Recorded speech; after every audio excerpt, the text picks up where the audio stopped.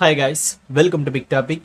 நம்மளுக்கு இருக்கிற சந்தேகம் என்ன அப்படின்னா, இந்த ஊடகங்கள் நிஜமாலுமே விலை போயிருச்சா அப்படின்றத நம்மளுக்கு கேட்க தோணுது. ஏன்னா அந்த லெவலில் ஒரு முக்கியமான நியூஸை பார்த்தோன்னே இவங்க மறைச்சிருக்காங்க அப்படின்னு தான் சொல்லணும். எந்த ஊடகமும் இதை பற்றி பெரிய அளவில் பேசவே இல்லை. ஒன்றும் இல்லை, 2-3 விஷயங்கள் நடந்திருக்கு. எங்கே அப்படின்னா, திருச்சி திமுக மாநாட்டில் நடந்த அந்த ட்ரோலெல்லாம் நம்ம பார்த்துருந்தோம். அங்கே என்ன நடத்துக்கும் அப்படிங்கிறது தெரியும். பிரியாணிக்கு சண்டை போட்டுப்பாங்க. அப்புறம் திமுக பார்த்துன்னு ஒரு சாங் ஒன்று வச்சுருப்பாங்க. அந்த சாங்க்கு குத்து டான்ஸ் போட்டிருப்பாங்க. அந்த பக்கம் ஊப்பிகள் எல்லாருமே வந்து சாப்பாட்டு கடிச்சுப்பாங்க. அப்புறம் ஸ்நாக்ஸ் பாக்கெட்டை தூக்கி வீசுவாங்க, வாழைத்தார அத்துட்டு போவாங்க. இதெல்லாம் நம்ம பார்த்துருந்தோம். அது எல்லாத்தையும் தாண்டி திமுகவை காரித்து போகிற மாதிரியான ஒரு விஷயத்தை பார்த்தோன்னா ஒரு நியூஸ் பேப்பரில் வந்து வெட்ட வெளிச்சமாக நியூஸ் போட்டுட்டு இருந்தாங்க. அது என்ன அப்படிங்கிறத பற்றி தான் டீட்டெயிலில் ஒரு வீடியோ போட்டிருப்பேன். யாராவது பார்க்கல அப்படின்னா செக் பண்ணி பாருங்கள். அது எல்லாத்தையும் தாண்டி இப்போ தமிழ்நாட்டில் இந்த அளவுக்கு பார்த்தோன்னா மூடி மறைக்கப்பட்டு அப்படி ஒரு விஷயம் நடந்ததா அப்படின்னு ரேஞ்சுக்கே தெரியாத அளவுக்கு மறைக்கப்பட்டிருக்கு. அது என்ன அப்படிங்கறத பத்தி தான் நம்ம இந்த வீடியோல பார்க்க போறோம். நாட்டுல என்ன சார் நடக்குது? நாடு எங்க சார் போகுது? நாடு நாசமா போகுது. உனக்கு என்ன பிரச்சனை? திருச்சி திமுக மாநாடு நடத்தினாங்கல்ல, அந்த மாநாட்டில் 2 பேர் உயிரிழந்திருக்காங்க அப்படின்னு சொன்னா யாராவது நம்ப முடியுமான்னா சத்தியமா யாரும் நம்ப மாட்டாங்க. ஏன்னா அப்படி ஒரு விஷயம் நடந்ததே இங்க பல பேருக்கு தெரியாது. எந்த ஊடகமும் கவர் பண்ணவே இல்லையே. இதே தாவேக்காவா இருந்துச்சு அப்படின்னா அது உயிரிழப்பு கூட தேவையில்லை.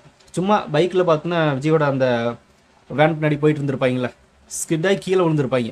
உடனே பார்த்தோன்னா அவரை தூக்கி நிறுத்தி அந்த கேமரா வச்சு என்னாச்சு ஏதாச்சு அப்படின்னு மாதிரியான சில விஷயங்களை கேட்பாங்க. அப்புறம் அந்த நபரோட ஃப்ரெண்ட்ஸுகளை வீடியோ எடுப்பாங்க. ஏன் சில பேர் இன்னும் ஹாஸ்பிட்டல் அட்மிட் ஆகி அங்கேயும் போய் பார்த்தோன்னா மைக்கை நீட்டிடுவாங்க. அவங்க ஃபேமிலி இன்டர்வியூ எடுப்பாங்க. அந்த லெவலில் நடக்கும். அந்த மாதிரியான விவாத பொருளாக மாற்றுவாங்க தாவேக்கால் நடந்தால் மட்டும். ஆனால் இங்கே திமுகவில் மாநாட்டில் 2 உயிர் போயிருக்கு. அதை பற்றி யாருமே பேசவே இல்லை. அதுவும் வயதான நபர்கள். 67 வயதில் ஒரு ஆண், 61 வயதில் ஒரு பெண், 2 பேரோட உயிர் இழந்திருக்காங்க. எதுக்காக அப்படின்னா திமுக மாநாட்டு திடலில் நெஞ்சு வலி ஏற்பட்டு இந்த உயிர் இழந்திருக்காங்க அப்படின்ற சம்பவம் வெளியாயிருக்கு.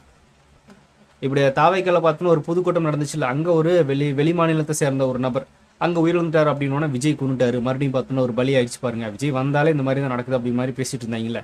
இப்போ திமுக மாநாட்டில் இந்த மாதிரி 2 உயிர்கள் பலி போயிருக்கு. என்ன அப்படிங்கிறத ஃபர்ஸ்ட் படிச்சுட்டு அதுக்கப்புறமா நம்ம டீட்டெயிலாக பேசுவோம். மாநாட்டில் புதுக்கோட்டை மாவட்டம் மங்களநாடு கிராமத்தை சேர்ந்த ஜெயராமன் 67 தன் ஊர் நிர்வாகிகளுடன் பங்கேற்றார். மாநாட்டு திடலில் அவர் அமர்ந்திருந்த போது திடீரென நெஞ்சுவலி ஏற்பட்டு பரிதாபமாக உயிரிழந்தார். அதேபோல் மாநாட்டுக்கு பெரம்பலூர் சேர்ந்த சரோஜா 61 வயது வந்திருந்தார். மாநாடு நடந்த மைதான வாசலில் மயங்கி விழுந்து உயிரிழந்தார் அப்படின்னு சொல்லி 2 நியூஸ் பார்த்தோம்னா, இது நியூஸ் பேப்பரில் ரொம்பவே ஓரமாக ஒரு துண்டு செய்தியாக போட்டிருக்காங்க. பிரேக்கிங் நியூஸ் கிடையாது, மெயின் நியூஸ் கூட கிடையாது.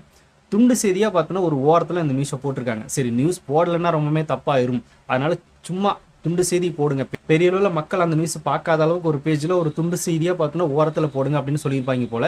அங்கே ஓரத்தில் போட்டிருக்காங்க. மற்றபடி இது வந்து பிரேக்கிங் நியூஸாக மாறவே இல்லை. இப்போ தாவேக்காலேருந்து என்ன நடந்திருக்கும்? பிரேக்கிங் நியூஸ் ஆகிருக்கும், மெயின் நியூஸ் ஆகிருக்கும், எல்லாரும் விவாதம் வரைக்கும் கொண்டு போயிருப்பாங்க, டிபேட் நடந்திருக்கும். அப்புறம் பல கட்சி தலைவர்களால் உடனே ப்ரெஸ் மீட் வச்சு விஜய் என்னங்க வந்து பார்த்தோன்னா இந்த மாதிரியான வேலையில் தான் பண்ணுவார் அப்படின்னு பல அவதூறுகளை அள்ளி தெளிச்சிருப்பாங்க. ஆனால் இங்கே நடந்தது யாருக்குமே தெரியல, மூடி மறைக்கப்பட்டிருக்கு அப்படின்றதா உண்மை. கேட்டால் என்ன சொல்கிறாங்க அப்படின்னா வயசான நபர்கள் தானே அப்படின்றாங்க. அதாவது உயிர் அப்படிங்கிறது எல்லாருக்குமே ஒன்று தான். அது குழந்தைக்கும் சரி, இளைஞனுக்கும் சரி, வயதானவர்களுக்கும் சரி, எல்லாருக்குமே ஒரு உயிர் தான். ஸோ அந்த உயிர் போயிடுச்சு அப்படின்னா அது வயசானவங்களாக இருந்தானே, வேறு யாராக இருந்தானே, இந்த மாதிரி வேறு ஒரு சப்பக்கட்டு கட்டுறாங்க. இது ஒன்று போயிட்டுருக்கு. சரி, ஓகே, இது இப்போ இந்த நியூஸ்லாம் ஏன் வெளியே வரல அப்படின்னு தான் நம்மளுடைய கேள்வி. இது மட்டுமானா கிடையாது. மாநாடு நடந்த அன்னைக்கே ஒரு வேனில் பார்த்தோன்னா திமுக காரங்களை ஏற்றி கூட்டிகிட்டு வந்திருப்பாங்களா. திமுக கட்சி நபர்கள் கூட கிடையாது, பொதுமக்களாக தான் இருக்கும். பொதுமக்களை காசு கொடுத்து ஏற்றிட்டு வருவாங்களா. அந்த வேன் வந்து ராமநாதபுரம் பக்கத்தில் கவர்ந்து அங்கே ஒரு விபத்தாகி 20 பேர் பார்த்தோன்னா பலத்த காயங்களோட ஹாஸ்பிட்டல் அட்மிட் ஆகியிருக்காங்க. எந்த ஹாஸ்பிட்டல் அட்மிட் ஆகியிருக்காங்க அப்படின்னு உங்களுக்கு தெரியுமா? யாருக்குமே தெரியாது. அவங்க எந்த ஹாஸ்பிட்டல் இருக்காங்க, என்ன ஆனாங்க அப்படின்றது இது வரைக்குமே யாருக்குமே தெரியாது. அதையும் பார்த்தோன்னா எந்த ஊடகம் கவர் பண்ண முடியல.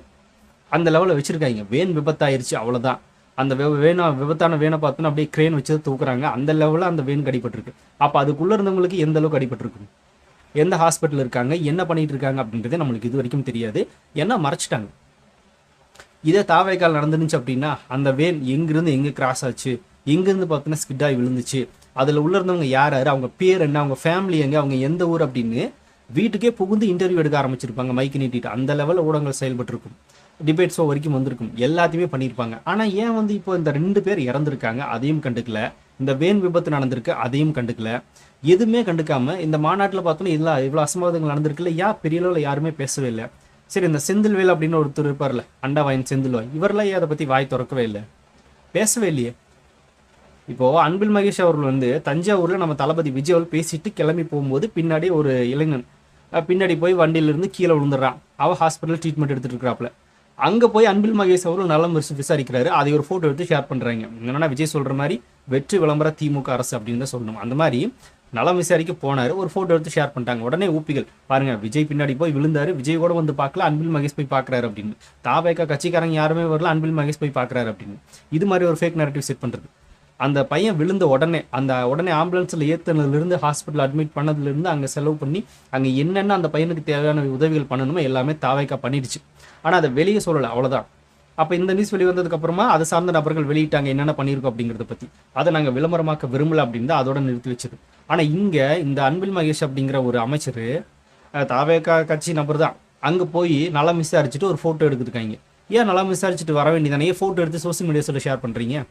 அவ்வளோ அக்கறை இருந்தால் பார்த்தோன்னா நீங்கள் அக்கறையோட போயிருக்கணும். அங்கே போய் ஃபோட்டோ எடுத்து ஷேர் பண்ணி தாவேக்கா விஜயே வரல, அன்பில் மகேஷ் போயிருக்காரு பாருங்க அப்படின்னு ஒரு நரேட்டிவ் செட் பண்ணணும். அதுக்காக போய் ஒரு ஃபோட்டோ எடுத்து ஷேர் பண்ணி சோசியல் மீடியாஸில் வைரல் ஆக்குறாங்க. அது ஊப்பிகள் எடுத்து ஷேர் பண்ணுறாங்க, போட்டுக்கிட்டு இருக்காங்க. சரி, ஓகே, நீங்கள் அங்கே போனீங்க பார்த்தீங்க, அதை நம்ம தப்பு சொல்லணும்னு வச்சுக்கோமே. இப்போ இங்கே திமுக மாநாட்டில் 2 பேர் உயிரிழந்திருக்காங்கல்ல, அவங்களோட குடும்பத்தை பார்த்தீங்களா? அந்த வீட்டுக்கு போனீங்களா? அங்கே போய் வந்து கண்டிஷன்ஸை ஃபாலோ பண்ணுங்கடான்னு சொல்லி இங்கே ஒரு நடிப்பு அரக்கன் மாதிரி ஒரு நடிப்பு நடிச்சிங்களே, அந்த வீட்டில் போய் பார்த்தீங்கன்னா 2 சொட்டு கண்ணீர் விட்டீங்களான்னா இல்லை, போய் பார்த்தாங்களான்றது கூட தெரியல. அந்த நியூஸே மறைச்சிட்டாங்க. அப்புறம் இவங்க எங்கே அங்கே போக போகிறாங்க? நம்ம மாநாட்டில் வந்து இறந்துருக்காங்க, நெஞ்சு வலி ஏற்பட்டு இறந்துருக்காங்க அப்படின்னு சொல்கிறாங்க. சரி, நெஞ்சு வலி ஏற்பட்டு இறந்துட்டாங்க அப்படின்னா ரொம்ப நேரம் அங்கேயே இறந்துருப்பாங்க. இதை வந்து தாவேக்கா மேலே ஒரு குற்றச்சாட்டை வைப்பாங்க, இது நடந்துருந்துச்சான்.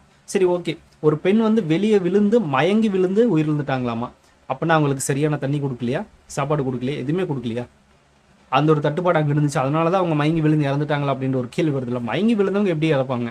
ஒன்று தண்ணி இல்லாமல் இருக்கும், இல்லைனா சாப்பாடு இல்லாமல் இருக்கும். அது எதுவுமே கொடுக்காம அந்த பெண்மணியை பார்த்தோன்னா இவங்க தான் சாகடிச்சிட்டாங்களா அப்படின்ற ஒரு குற்றச்சாட்டை நம்ம முன்வைக்கலாமா இல்லையா? ஏன்னா தாவேக்கானா முன்வைக்கிறாங்கல்ல, இப்போ இவங்களை முன்வைக்கணும்ல.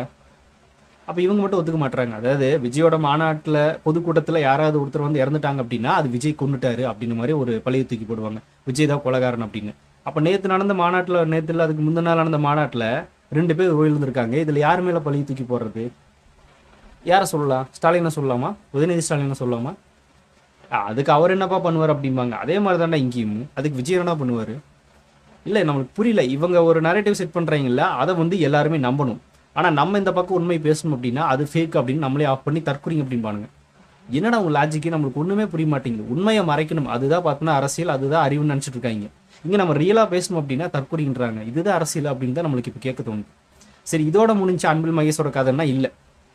பள்ளி மாணவர்கள் கிட்டத்தட்ட 41 பேருக்கு மேலே வந்து மதிய உணவு சாப்பிட்டுட்டு மயங்கி விழுந்திருக்காங்க, ஹாஸ்பிட்டலில் ட்ரீட்மெண்ட் எடுத்துட்டு இருக்காங்க அப்படிங்கிறத பார்த்துருப்பீங்க.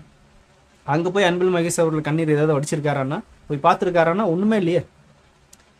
பள்ளிக்கல்வித்துறை அமைச்சர் அவர் தானே. பள்ளிக்கல்வித்துறை அமைச்சரோட பாதுகாப்பில் இருக்கிற அந்த துறையில் பள்ளிக்கு சமைக்கப்பட்ட உணவில் ஒரு பள்ளி ஒன்று விழுந்து அதை சாப்பிட்டுட்டு இப்போ மாணவர்கள் உயிருக்கு போராடிட்டு இருக்காங்க. ரொம்ப சீரியஸ்னஸாக போயிட்டு இருக்கு அப்படிங்கிறதையும் நம்மளால் பார்க்க முடியுது. கோயம்புத்தூர் கவுண்டம்பாளையத்தில் அங்கே போய் பார்த்துருக்காரா அன்பில் மகேஷ் அப்படின்னா இது வரைக்கும் எந்த நியூஸும் இல்லை. சரி, அங்கே போய் 2 சொட்டு கண்ணீராவது வடிச்சிருப்பாரான்னு அதுவும் கிடையாது. இப்போ போய் அங்கே சொல்ல வேண்டியதானே, அந்த சத்துணு ஊழியர்கிட்ட கண்ணீர் வடிக்க வேண்டியதானே, கண்டிஷனை ஃபாலோ பண்ணியிருந்தா அந்த மாதிரி நடந்திருக்காது அப்படின்னு 2 சொட்டு கண்ணீர் வடிச்சிருக்க வேண்டியதானே. பச்சை குழந்தைங்களை பார்த்து கண்ணீர் வரல. இவங்க ஆட்சியில் இவங்க துறையில் ஏதோ ஒன்று நடந்துச்சு அப்படின்னா அதுக்கு கண்ணீர் வராது, அந்த பக்கம் ஆளே வரமாட்டாங்க, அது வேறு விஷயம். ஆனால் இங்கே விஜயோட மாநாட்டிலையோ பொதுக்கூட்டத்திலையோ கண்ணீர் தாரத்தாரையாக வரும், வந்து விழும். அப்புறம் செந்தில் பாலாஜி பக்கத்தில் நடிப்பே வரல அப்படின்னாலும் கூட பார்த்தோன்னா கையை பசிச்சுட்டு சீக்கிரம் பேசி முடிங்க ஜி, ரொம்ப நேரம் நடிக்க முடியல அப்படின்னு ரேஞ்சுக்கு அவர் நடிச்சுட்டு இருப்பாரு. அண்ணன் பார்த்தோன்னா கண்ணில் தண்ணியே வராது, ஆனால் அழுதுகிட்டு இருப்பாரு. இதெல்லாம் தாவேக்கால ஏதாவது நடந்துச்சுன்னா அந்த மாதிரி வரும், திமுக நடந்துச்சுன்னா வராது, அந்த பக்கம் போகவே மாட்டாங்க. இதை வேற இப்போது ரீசெண்டாக வந்து உதயநிதி அவர்கள் ஒரு மேரேஜ் ஃபங்க்ஷனுக்கு போனார்ல, அங்கே குடிக்கமும் நடப்போன 2 தொழிலாளர்கள் மின்சாரம் தாக்கி உயிரிழந்தாங்க. அதை போய் பார்த்தாங்களா அப்படின்னு அப்போவே நம்ம கேள்வி கேட்டிருந்தோம். இப்போ வரைக்கும் அந்த குடும்பம் எங்கே இருக்குது, எந்த ஊரை சேர்ந்தவங்க, அவங்கள போய் இவங்க பார்த்தாங்களா? ஒன்றுமே இல்லை, எந்த நியூஸுமே இல்லை. ஆனால் இது தாவேக்காவாக இருந்தால் அந்த வீடு, அந்த குடும்பம் இந்நேரம் பார்த்தோன்னா தமிழ்நாடு முழுக்க தெரிஞ்சிருக்கும், ஃப்ரீயாக பப்ளிசிட்டி பண்ணிவிட்டு இருப்பாங்க. அந்த லெவல் அந்த குடும்பத்தையே வச்சு பார்த்தோன்னா எல்லாருக்குமே நியூஸ் ஷேர் பண்ணி தாவேக்கா பாருங்கள் ஒரு அரக்க குணம் கொண்ட விஜய் யமன் அப்படின்னு சொல்லி பார்த்தோன்னா விஜயோவில் இன்னும் எவ்வளோ நேரம் கேவலப்படுத்தியிருப்பாங்க. அப்போ இதுக்கெல்லாம் நல்லா பதில் வச்சுருப்பீங்க. அப்போ அதிகாரத்தில் இருந்தால் என்ன வேணால் பண்ணலாம், எதை வேணால் மறைக்கலாம்.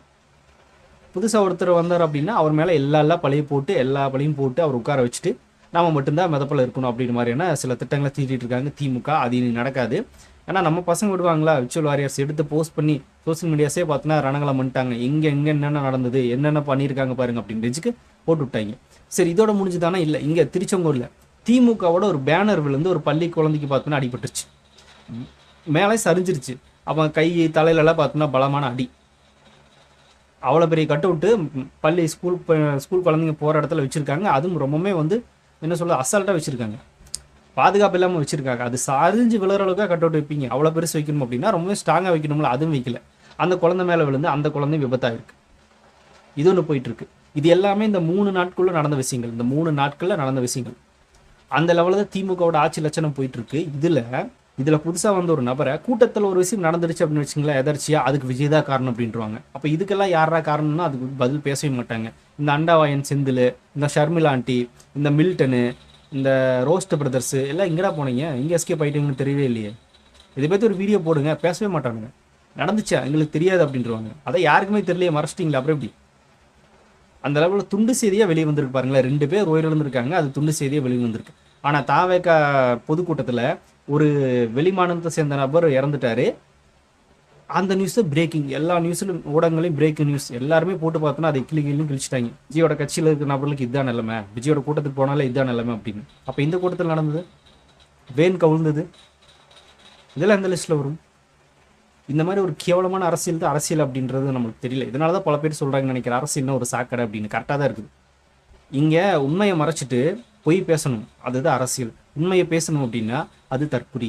இதுதான் ரியாலிட்டி. இது அரசியல் நம்மளுக்கு கற்றுக் கொடுக்குற ஒரு ரீசெண்ட் டைமில் பாடம் தான் எனக்கு தோணுது. இந்த லெவலில் போயிட்டுருக்கு. இந்த விஷயத்தை பார்த்துட்டு எந்த ஊடகமும் ஷேர் பண்ண போகிறதும் கிடையாது, இந்த ஊப்பிகளும் பேச போகிறது கிடையாது. அப்படியே கடந்து போயிடுவாங்க. இதுதான் நடக்கும். ஆனால் நம்மளால் அப்படி கடந்து போக முடியாது இல்லையா, நம்ம சொல்லி தான் ஆகணும். அதுக்காக தான் அந்த வீடியோவே. ஸோ நீங்கள் என்ன நினைக்கிறீங்க இதை பற்றி அப்படிங்கிறத கமெண்ட்டில் ஷேர் பண்ணிட்டு போங்க. அப்படியே பிக் டாபிக் சேனல் யாராவது சப்ஸ்கிரைப் பண்ண மறக்காமல் சப்ஸ்கிரைப் பண்ணிக்கோங்க. நிறைய big topics, political news, trending news, cinema bits அப்படி நிறைய நம்ம சேனலில் தொடர்ந்து வரப்போகுது.